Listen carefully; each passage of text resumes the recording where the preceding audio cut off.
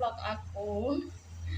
Nah, jadi hari ini tuh agak berbeda ya dari video-video sebelumnya karena hari ini aku mau share ke kalian tentang pengalaman aku cabut 2 gigi bungsu ya teman-teman. Langsung aja ya teman-teman.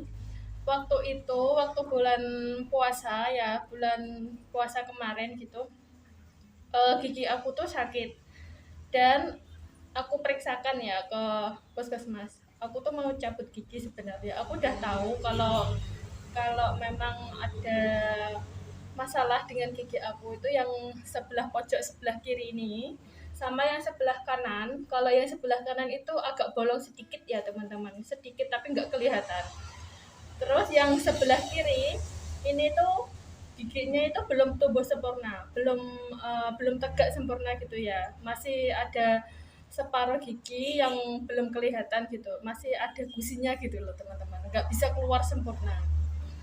Dan setelah itu kan aku periksa ke puskesmas ya, ke puskesmas. Aku kan punya BPJS ya, yang kelas ketiga, yang kelas 3 tuh bayar mandiri, bukan KIS ya teman-teman. Tapi mungkin kalau KIS mah bisa ya teman-teman.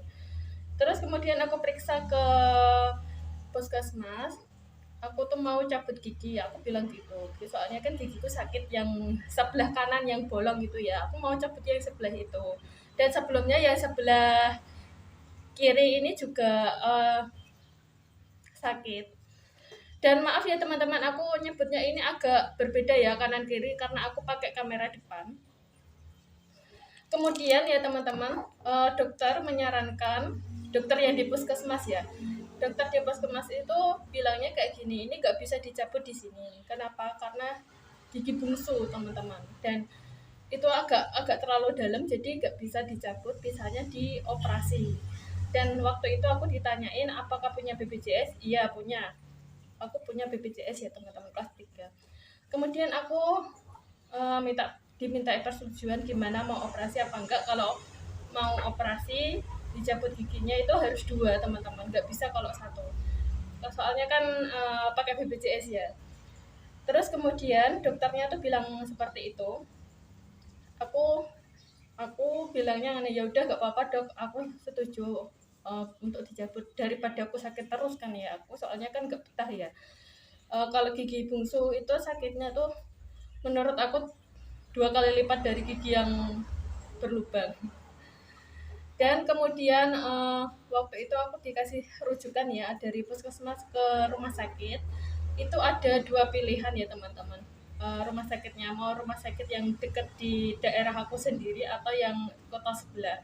Kalau yang sebenarnya tuh kalau di kota aku, kalau di kota yang tempat suami aku ini tinggal kan jauh ya, 1 jam perjalanan. Dan aku minta rujukan di kota sebelah yang deket banget, dan kota kelahiranku itu ternyata nggak bisa, nggak ada dokter bedahnya. Terus kemudian lanjut aku ke rumah sakit yang dirujukan tadi ya. Aku kira sekali datang itu langsung tindakan, ternyata enggak ya teman-teman. Ternyata itu harus bertahap. Ada kalau nggak salah 4 kali tahapan baru opname operasi ya.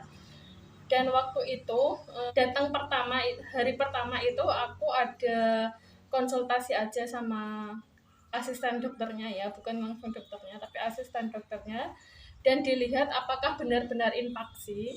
Ternyata iya, infaksi itu dua-duanya ya teman-teman. Infaksi itu adalah posisi giginya miring, dan yang sebelah satu sini kan belum belum sempurna ya tumbuhnya. Kemudian pas waktu itu langsung aku pulang lagi ya, hari pertama aku pulang lagi. Terus hari kedua berikutnya ketemu dengan dokternya langsung. Kemudian aku diperiksa apakah ini benar-benar vaksin. Ternyata memang benar, karena hari sebelumnya kan itu ya asisten dokternya ya. Kalau yang hari kedua ini langsung dokternya.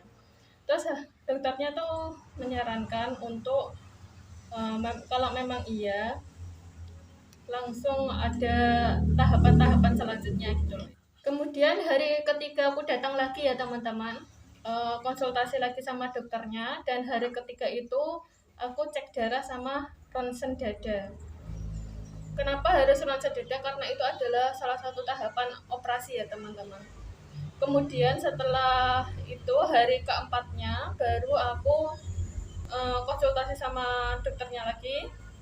Setelah konsultasi langsung swab, dan setelah swab nunggu lagi sebentar, kemudian baru opname hari itu juga, ke hari keempat ya, kedatangan yang keempat, bukan hari keempat, soalnya jeda waktu antara hari ke satu, hari kedua, hari ketiga, hari keempat itu ada jeda waktunya, kalau nggak salah sekitar 1 mingguan gitu ya teman-teman. Jadi proses antara dari awal sampai aku operasi itu kira-kira ada 3 mingguan atau 4 minggu ya, sekitar 1 bulan gitu ya teman-teman. Soalnya kan aku pakai BPJS ya.